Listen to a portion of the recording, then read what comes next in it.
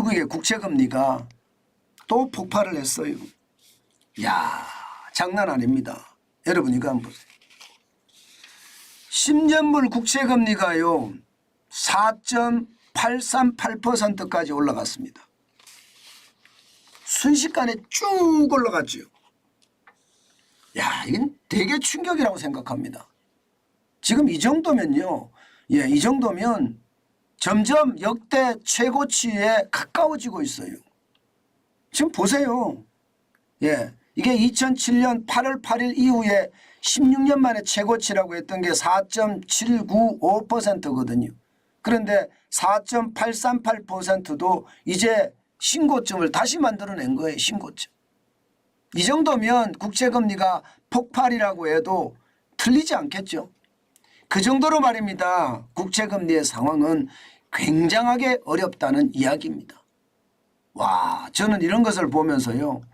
야, 시장이 진짜 이 정도밖에 안 돼. 이것은 어떻게 생각하면 진짜 충격적인 상황이 되겠는데 그런 생각 아마 여러분들도 하시고 저도 그렇게 생각할 수밖에 없는 구조다. 이렇게 저는 봅니다. 야, 진짜 난리도 아니죠. 난리도 아닙니다. 예. 왜 이렇게 국채금리가 올라갈까요? 우리가 간단하게 생각을 해보면 돼요. 예. 금리가 올라갈 때, 특히 채권금리가 올라갈 때는요. 예. 이게 쉽게 말하면 수요가 줄어드는 거, 수요가 줄어드는 거. 공급이 많은 겁니다. 일반적으로는요. 예. 미국 정부가 채권 발행을 많이 하잖아요. 과거보다가 예, 훨씬 많이 합니다. 뭐 이야기하면 일반적으로 말입니다. 한 950억 달러 정도 예, 채권을 발행하다가 1,050억 달러로 올렸잖아요. 그러니까 채권 발행 자체가 많아요. 게다가 일본도 중국도 지금 심상치 않습니다. 일본도 중국도 말입니다. 결국은 외국인들이 빠진 자리를 메우기 위해서 미국 국채를 팔고 있습니다. 미국 국채를 판다는 것은 여러분 미국 국채가 시장에 물량이 많이 나온다는 뜻이죠. 유럽도 저는 마찬가지라고 생각해요. 유럽은 자기 살기도 지금 급하거든요. 그러니까 미국 국채를 팔 수밖에 없거든요. 사실 우리도 팔잖아요. 우리도. 외국인들이 빠진 자리를 메꾸기 위해서 말입니다. 그러면 국채 물량이 많이 나오니까 채권의 금리는 계속 올라갑니다. 물량이 많으면 국채 사는 사람들한테 간단합니다. 내가 가격은 할인해 줄게. 대신에 수익률은 높여줄게. 이 수익률이 이자거든요. 이자거든요. 금리거든요. 예, 수익률이. 그럼 수익률 높여주고 가격은 할인해 주고 그러면 살 거 아니에요.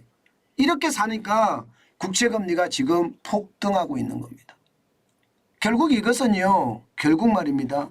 시장에 침체라는 예, 그런 단어는 예, 쉽지 않다는 이야기예요. 잘 나간다는 뜻입니다.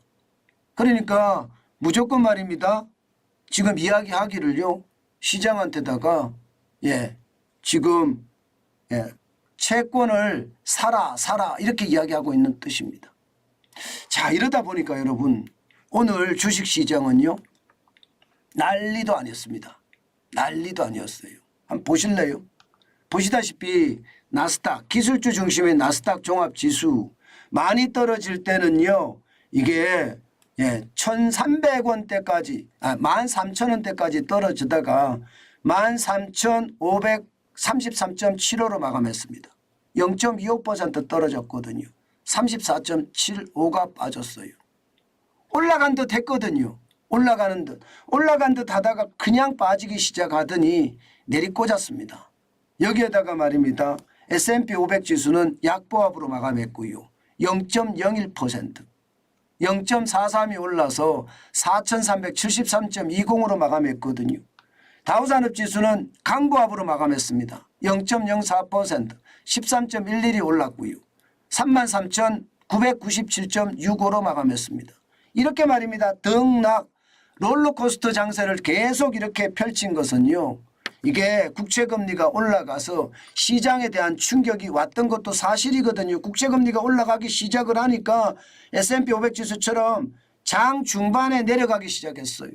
장 중반에. 그렇지만 장중에 또 하나의 지표들이 발표가 되면서 혼조세 그야말로 난리를 쳤다 그렇게 이야기할 수가 있습니다. 바로 이게 생산 산업 생산입니다. 9월에 0.3을 기록했습니다. 이게 시장의 예측치보다는 높아졌습니다. 물론 7월에 1.0을 기록하지는 못했지만 8월에 0.0%로 사실상 0.4%가 조정돼서 떨어졌는데 9월에 0.3%로 올리니까 산업 생산이 좋아져서 이게 경기가 굉장히 화랑을 이루었다는 이야기가 됩니다. 여기에다가 소매 판매 지수는 6개월 연속 상승했습니다. 그야말로 소매 판매는 과열이다. 이렇게 이야기할 정도로 시장이 굉장히 잘 돌아갔거든요. 그러니까 시장은요 요즘 갈피를 못 잡고 있다 이렇게 생각하면 맞을 것 같아요. 일반적으로 말입니다. 아니 산업 생산이 올라가고 소매 판매 지수가 좋으면 시장은 활활 타오르는 게 정상이잖아요. 활활. 그런데 시장은 활활 타오르지 않고요. 결국은 꼬꾸라졌거든요. 그게 이제 국채금리가 올라가니까 결국은 시장에서는요. 산업 생산도 좋고 소비도 좋아? 그러면 결국은 미국이 기준금리를 0.5%포인트 한 번은 올리겠네. 이게 피벗이 아니네. 이스라엘 중동에 전쟁이 나서 금리는 더 이상 안 올린다고 이야기했는데 시장은 그렇지 않은데 오히려 더 올릴 수도 있겠는데 이런 생각을 할 수밖에 없다는 뜻이에요. 결국 시장 전체로 봐서는요. 피벗은 또 좀 물 건너갔다가 아니라 조금 멀리 갔다. 뭐 그렇게 생각할 수 있는 지표다. 이렇게 생각합니다.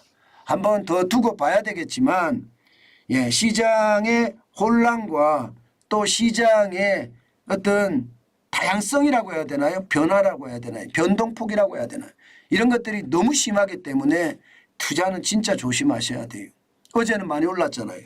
오늘은 또 중립이에요. 중립 정도 되는 거죠. 좀 떨어졌긴 하지만 뭐 중립 이하라고 봐야 되겠죠.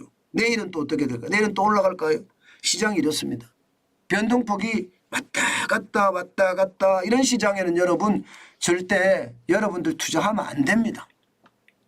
전문 투자자나 전업 투자자들은 투자할 수 있을 거예요. 이런 기회가 좋은 기회가 될 수도 있으니까요. 그러나 우리처럼 말입니다. 장기적으로 부자가 되고 싶은 사람들은 지금은 투자할 것이 아니라 현금을 쌓아놓고 기다려야 될 때다. 중동 전쟁이 앞으로 어떻게 전개될지 그 전개 과정을 보면서 우리는 시장에 맞게 대응을 해야 되겠다. 그 생각 다시 한번 여러분께 강조드립니다. 그만큼 말입니다. 상황이 그렇게 녹록지는 않습니다. 그만큼 어렵다는 뜻입니다. 투자는요. 호시우보입니다. 호시우보. 호랑이 눈으로 시장을 경계하면서요. 소의 발걸음으로 뚜벅뚜벅 걸어가는 것. 소의 발걸음으로 뚜벅뚜벅 걸어가는 것은 소신을 가지고 현금을 쌓아가자는 그런 의미가 강하다는 거 다시 한번 여러분께 말씀 올립니다.